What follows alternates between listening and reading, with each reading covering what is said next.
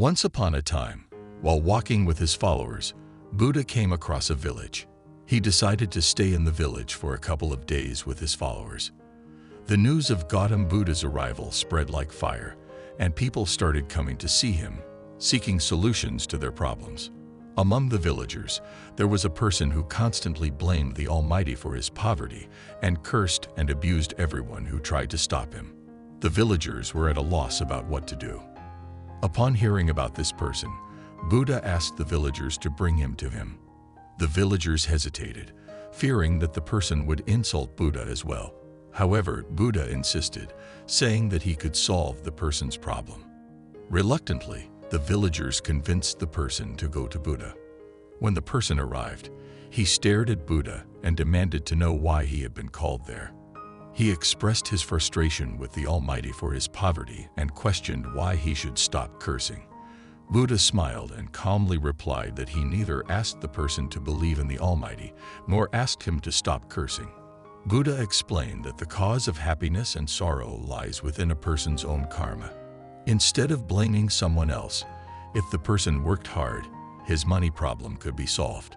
This response only fueled the person's anger, and he refused to listen. He insulted Buddha, calling him a hypocrite. Buddha remained calm and proposed a solution. He told the person about a king who could provide him with money in exchange for his eyes. The king's son was blind from birth, and if the person donated his eyes, the medical advisors believed they could cure the prince's blindness. In return, the king would give the person gold coins equivalent to his weight. Enraged, the person rejected the offer, stating that his eyes were priceless and he would not sell them for any amount of money. Buddha then pointed out the contradiction in the person's thinking. He reminded him that just moments ago, the person had considered his body useless, but now he valued his eyes. Buddha's words struck a chord, and tears welled up in the person's eyes. He fell at Buddha's feet, crying. Buddha lifted him up and explained that the human body is a precious gift from nature. People often overlook its value and curse themselves. The body is the best creation of nature, granting humans the freedom to choose their actions, distinguish right from wrong, and make decisions. Buddha emphasized the importance of gratitude toward the supreme power for bestowing this priceless human life.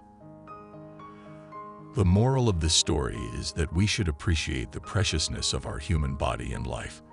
Instead of focusing on what we lack, we should be grateful for what we have been given.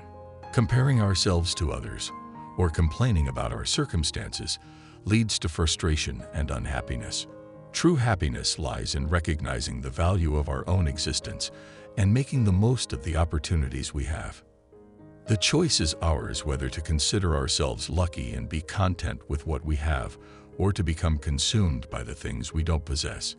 It is through gratitude and a positive mindset that we can find happiness and fulfillment in life. This is the angel's wisdom. Don't forget to inspire others and make life meaningful.